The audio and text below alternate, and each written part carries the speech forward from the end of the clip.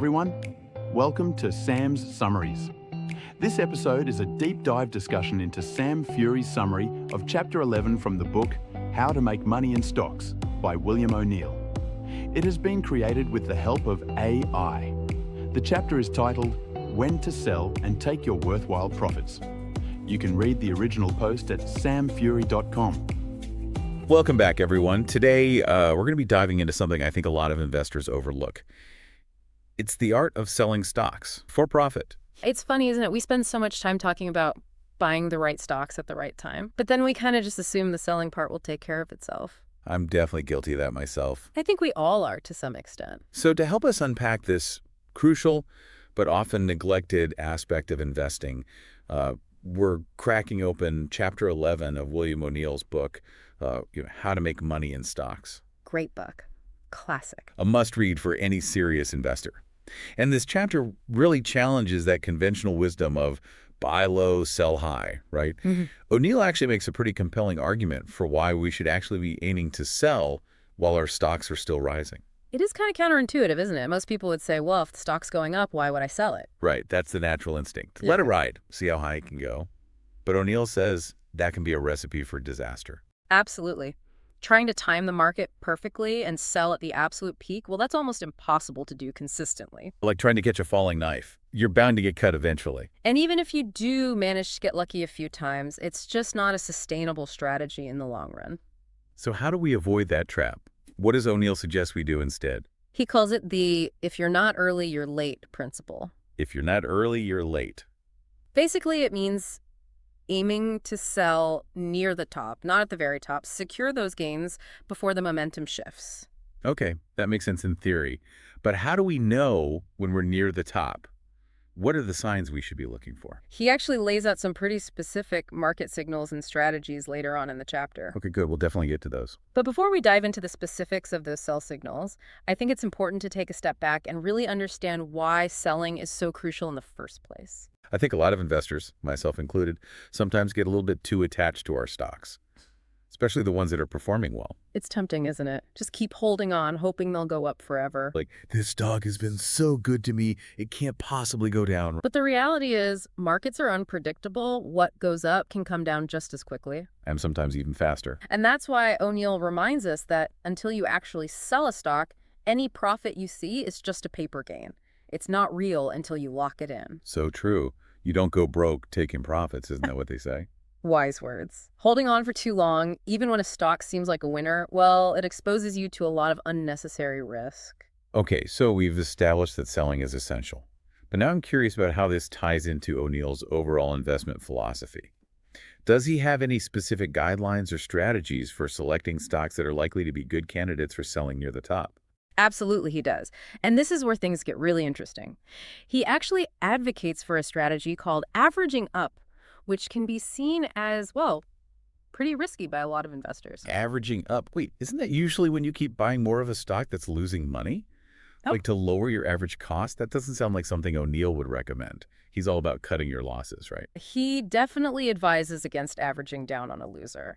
But with a winning stock, one that you've carefully selected and believe has strong growth potential, he suggests strategically adding to your position as the stock starts to rise. Okay, so it's doubling down on a winning bet, but in a very calculated way. You're not just throwing money at any stock that's going up. You're doing it with stocks that meet your specific criteria for growth potential, and you're doing it at those key moments in the stock's trajectory. Got it. So you're not averaging up on just any random stock that happens to be going up. You're doing it with stocks that have shown those initial signs of a potential breakout, those stocks that have already passed your initial screening process. And this ties back to recognizing those pivotal moments in a stock's trajectory. Those early signs of a potential breakout, right. Before we get too deep into the specifics of when to sell, I'd love to hear more about O'Neill's buy rules, those criteria he uses to identify stocks with a higher probability of success. Absolutely. He lays out several criteria in the chapter, but some of the most important ones focus on identifying companies with a history of strong earnings growth.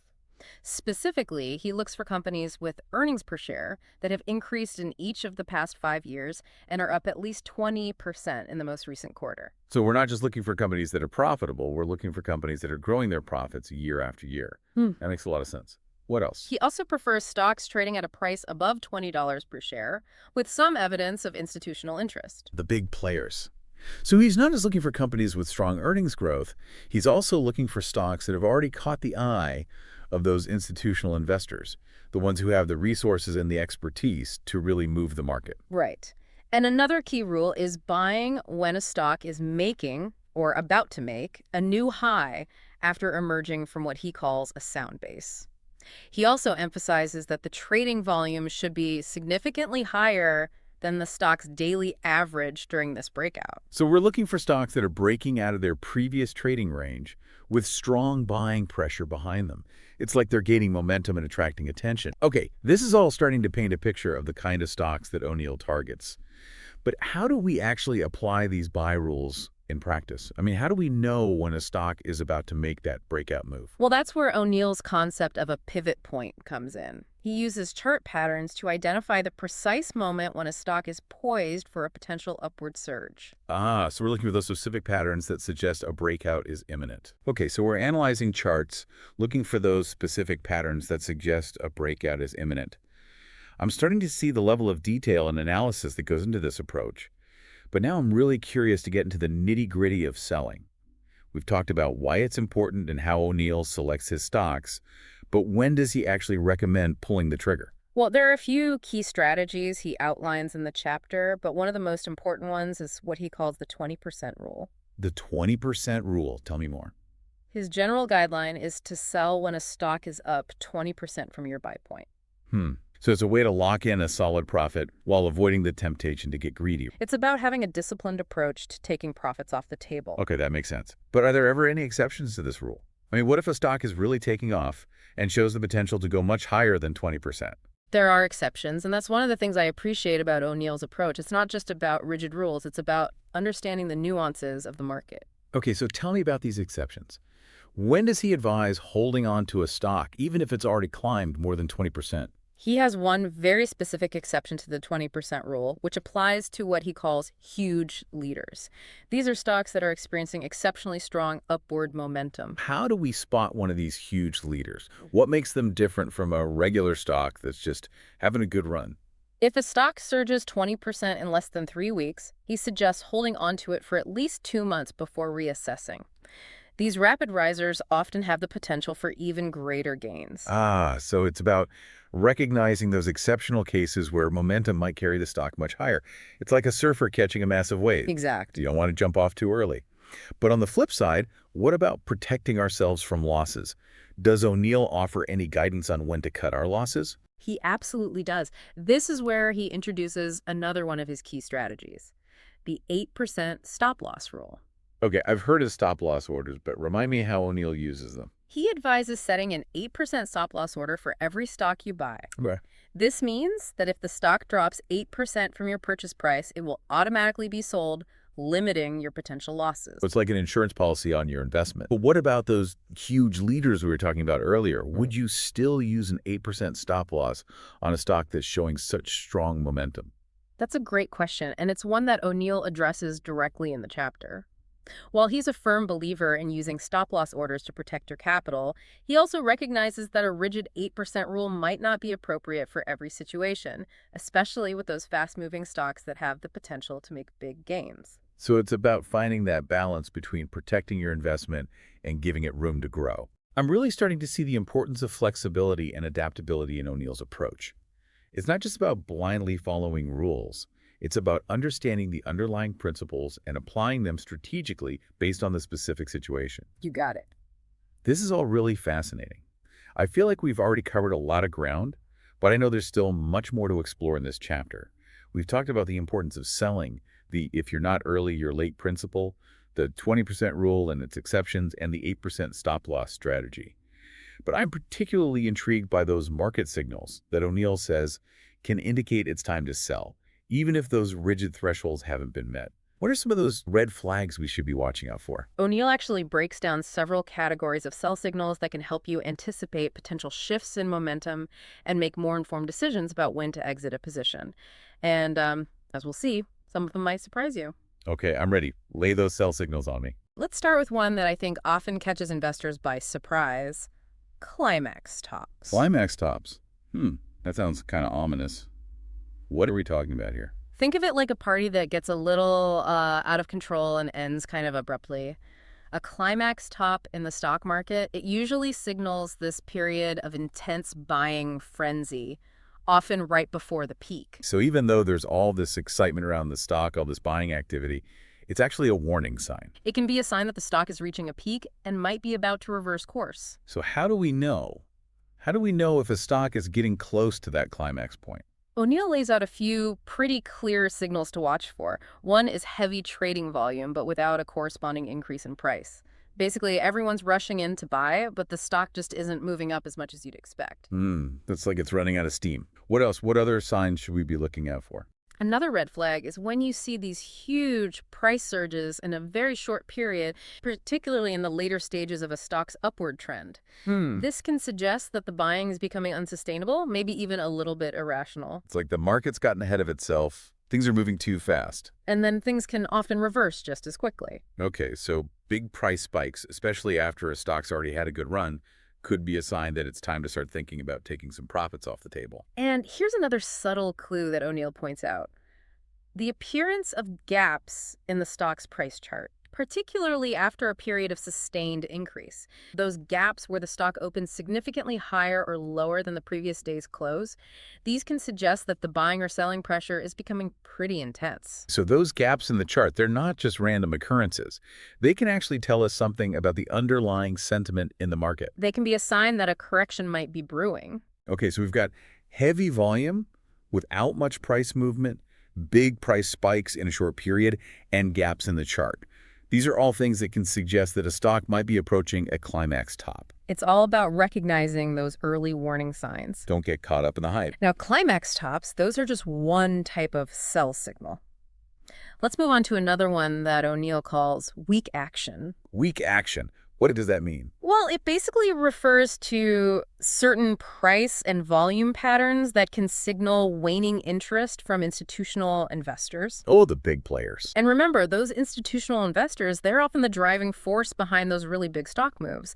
So when they start to lose interest, well, it can be a sign that the party might be winding down. So what are some of those signs that institutional investors are starting to head for the exits? One classic sign is declining volume on price increases. Declining volume. Okay. So the stock price might still be creeping upward, but if the volume is shrinking, it suggests that maybe the big money just isn't as enthusiastic as it used to be. It's like the stock is moving up on fumes. It's not getting that same level of support from the big players. And O'Neill also points to patterns like a stock consistently closing near the low of its daily price range. That can suggest that the sellers might be gaining control. The buyers aren't as eager to step in anymore. Another red flag is when a stock struggles to hold on to new highs. So it might make a new high during the day, but then it quickly retreats. It's losing its momentum. It's not able to sustain those upward moves. Now let's talk about a sell signal that's a bit more dramatic and often more decisive, breaking support. Okay, this one definitely sounds a bit more serious. What are we talking about here? Imagine a stock's price chart as a landscape with hills and valleys.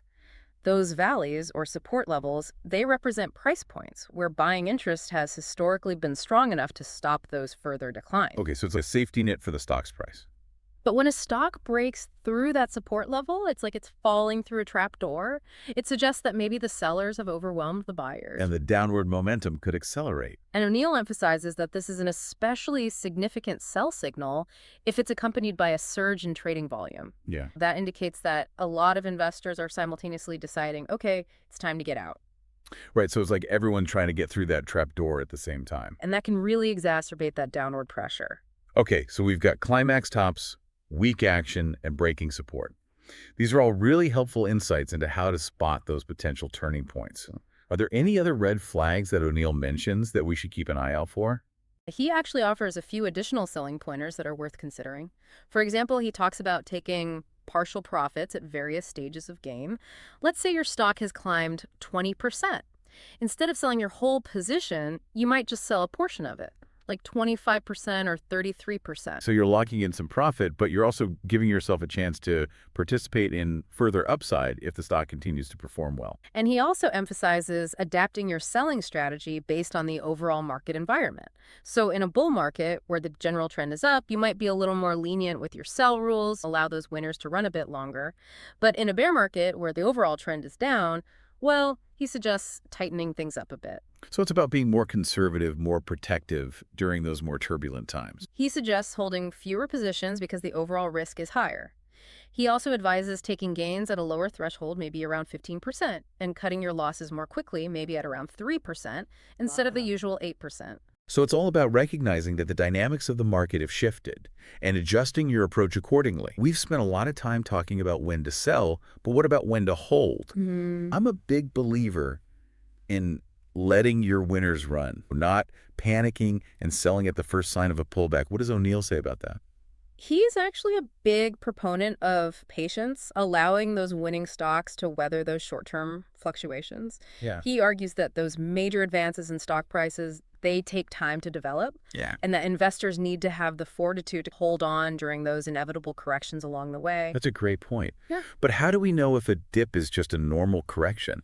How do we differentiate between healthy volatility and an actual change in the stock's trend? Well, that's the key question, isn't it? And it's one that O'Neill addresses in the chapter. Remember that 8% stop loss rule we talked about earlier? He suggests using that as your starting point, but then adjusting it upward as the stock price rises. But he does caution against raising that stop loss above the low point of the first normal correction. So you're giving the stock some room to fluctuate, but you're also setting that clear boundary to prevent those dips from turning into major losses. It's about finding that sweet spot between protecting your capital and giving the stock the space it needs to potentially achieve those big gains. And O'Neill is all about those big wins. He emphasizes that they often require patience and the ability to ride out those inevitable dips and corrections along the way. It's not always easy to do. No, it's not. But the potential rewards can be pretty significant. And that's why I think one of the most valuable takeaways from this chapter is really understanding your own personal investment goals and risk tolerance. O'Neill provides us with this really powerful set of tools and strategies, but it's ultimately up to each individual investor to decide how to apply them. That's a really good point. It's not about blindly following rules. It's about understanding the principles and adapting them to fit your own individual investment style and risk profile. I feel like this deep dive has given me a whole new perspective on the art of selling stocks. It's often overlooked. It really is. But it's absolutely essential for long-term success. So before we wrap up, I want to leave our listeners with a final question to ponder. What specific actions will you take to improve your selling strategy? Will you implement that 8% stop loss rule? Will you pay closer attention to those market signals we talked about?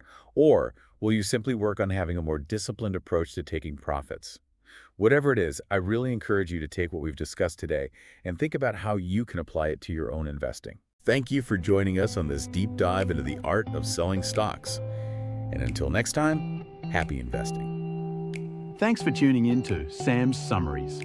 If you found this episode useful, let us know with a like, follow, and share. Also, if you haven't already, be sure to visit samfury.com to get free access to all of Sam's original summaries. You can also get any of Sam's books and other exclusive content. It's all completely free at samfury.com.